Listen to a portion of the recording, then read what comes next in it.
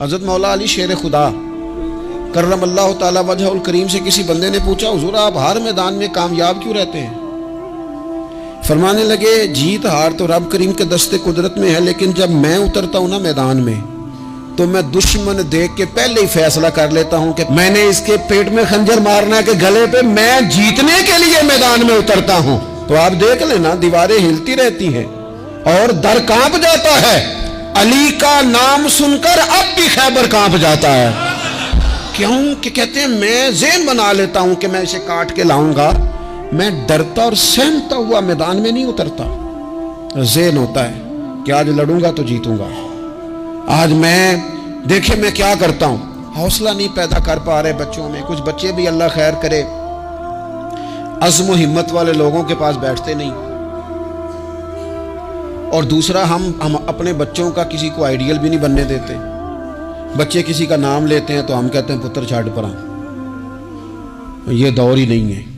ہم کوئی ایسا ذوق، کوئی مزاج، کوئی طبیعت پیدا ہی نہیں ہونے دیتے۔ کچھ آنے والی نسل کا مزاج ہے کہ وہ اٹھنا نہیں چاہتی، بیٹھنا نہیں چاہتی، چلنا نہیں چاہتی، وہ چاہتی ہے میں لیٹی رہوں، موبائل میرے ہاتھ میں رہے، باقی سارے کام ریموٹ کنٹرول ہو۔ جب انسان دیکھیں نا، ایک ڈاکٹر صاحب کے پاس ایک دفعہ میں گیا تو ایک مریض کو وہ سمجھا رہے تھے، اسے کہہ رہے تھے کہ تو تھوڑی ورزش بھی کیا کر، تھوڑی ورزش بھی کیا کر، اور ساتھ انہوں نے بڑی اچھی بات کی، کہنے لگے اللہ تعالیٰ نے نا جسم میں جوڑ بنائے ہیں، یہ گھٹنے ہیں، یہ کونیاں ہیں، اللہ نے جوڑ بنائے ہیں، اسی لیے تو بنائے تھے کہ تھوڑی ان کو حرکت بھی دی جائے، لیکن اگر آپ ان جوڑوں کو حرکت ہی نہیں دیں گے تو یہ تو زانگالود ہو جائیں گے۔ تو کام زندگی میں عزم کے ساتھ، ہمت کے ساتھ، اور سب سے بڑی مضبوطی یہ ہے کہ آپ یہاں سے مضبوط ہوں، آپ اعصابی طور پر مضبوط ہوں۔ یہ جو کمزوری ہے نا، ذہنی کمزوری، میں نہیں پسند کرتا کہ مطلب خواتین بچوں کو اس لیے ڈرائیں کہ بیٹا او ہو بلی آ گئی ہے۔ وہ بلی کیا ہوتی ہے جی؟ لیکن جو خواتین آج بھی بچوں کو بلی سے ڈرائیں گی، اچھا اس کو ڈرا بلی سے رہی ہوتی ہیں اور ساتھ کہہ رہی ہوتی ہیں ماما کا شیر، جی آپ کا شیر بلی سے ڈرتا ہے، یہ اماں کا شیر بلی سے ڈر رہا ہے، آپ نے اس سے بلی سے ڈرا دیا اور نام شیر رکھ دیا ہے۔ یہ کیسا شیر ہے کہ جو بلی آتی ہے تو بھاگ جاتا ہے؟ یہ ماحول مطلب متضاد ہے۔ یہ کاکروچ دیکھ کر چیخیں مارنا نا، یہ برگر فیملی ہونے کی علامت ہے۔ چھپکلی دیکھ کر نا چیخیں مارنا، یہ امیر گھروں کی علامت ہے، پڑھے لکھے لوگوں کی علامت۔ یہ کیا مذاق ہے؟ جو قوم چھپکلی سے ڈرتی ہے، کاکروچ سے ڈرتی ہے، اور جو لوگ کہتے ہیں ہو یہ جناب یہ تو اندر میرے وہ آ گیا ٹوکا تو یہ کھا جائے گا، تو یہ قوم انقلاب برپا کرے گی، یہ میدانوں میں نکلے گی۔ بڑے خوبصورت انداز میں ویڈیو بنا کے تو اس کو شیئر کیا جاتا ہے کہ وہ جی قربانی والے دن بکرا ذبح ہو رہا تھا تو بچہ رو پڑا۔ کیا بات کرتے ہیں آپ؟ یہ جہاد کرے گا بچہ کل کو جو بکرے ذبح ہونے پہ روتا ہے؟ اعصابی مضبوطی، ذہنی طور پر مضبوط کب ہوتی ہے؟ جب انسان اخلاقاً مضبوط ہوتا ہے، اس کی طبیعت وزادار ہوتی ہے، اس کا مزاج اسے مضبوط کرتا ہے۔ آپ ایک حدیث دیکھیں، ترمذی میں موجود ہے، حضور علیہ الصلوۃ والسلام نے فرمایا جب اللہ تعالیٰ نے زمین کو پیدا کیا تو زمین ہلنے لگی، اللہ نے پہاڑوں کو میخیں بنا کر، قلعے بنا کر زمین میں لگا دیا تو زمین ٹھہر گئی۔ فرشتے فوراً عرض گزار ہوئے کہ مالک تیری سب سے طاقتور مخلوق یہ پہاڑ ہیں؟ فرمایا نہیں، لوہا جو ہے نا وہ پہاڑوں سے بھی طاقتور ہے، کیونکہ لوہا پہاڑ کو کاٹ دیتا ہے۔ یا اللہ پھر لوہا سب سے طاقتور ہے؟ فرمایا نہیں، آگ اس سے بھی طاقتور ہے۔ کیا آگ سب سے طاقتور ہے؟ تو فرمایا نہیں، پانی بھی ہے۔ کیا پانی طاقتور ہے؟ فرمایا ہوا بھی ہے، جو پانی کا رخ پھیر دیتی ہے۔ مسلمانوں خدا را اس سے بڑا ذوق نہیں ملے گا۔ میں طاقتور ہونے کا طریقہ بتا رہا ہوں۔ ہمارے ہاں لوگ سمجھتے ہیں کہ میں بولتا زیادہ ہوں اس لیے میں طاقتور ہوں، میرے پاس اسلحہ زیادہ اس لیے میں یہ دیکھو حضور نے بتایا طاقتور کون ہوتا ہے۔ یا رسول اللہ پتھر پہاڑ طاقتور ہے؟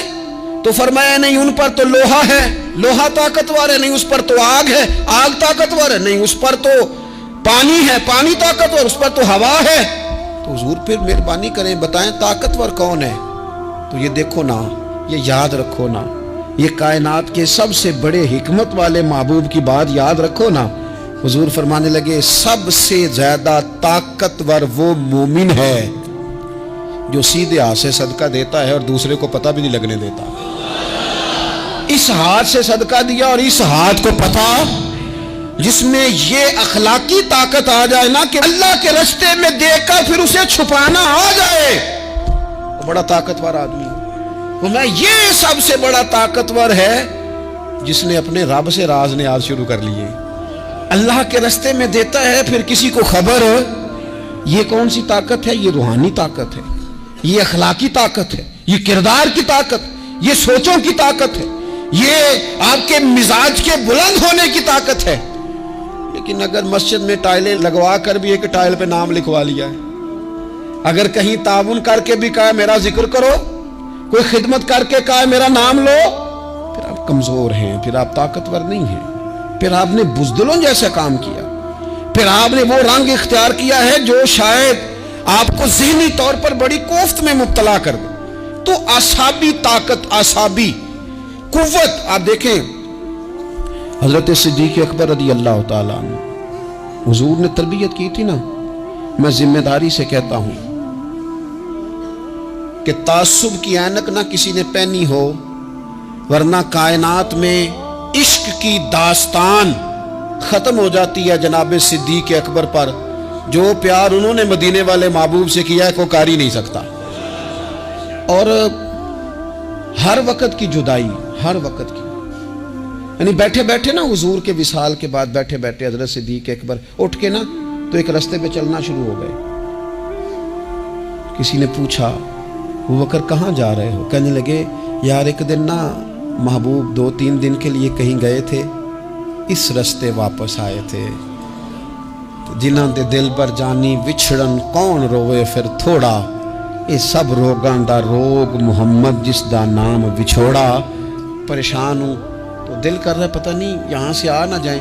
اتنا زیادہ محبوب کی غلامی اور نبی پاک کی محبت کا ذوق، لیکن اعصابی طور پر مضبوط کتنے تھے. حضور کے وصال کے بعد جس بندے نے اپنے پروں کے نیچے پوری امت کو سنبھال لیا ہے نا، اس کا نام بھی ابو بکر صدیق ہی ہے. ایسے ایسے سنبھال لیا، سب سنبھال، دکھ سب سے زیادہ لیکن سنبھالا.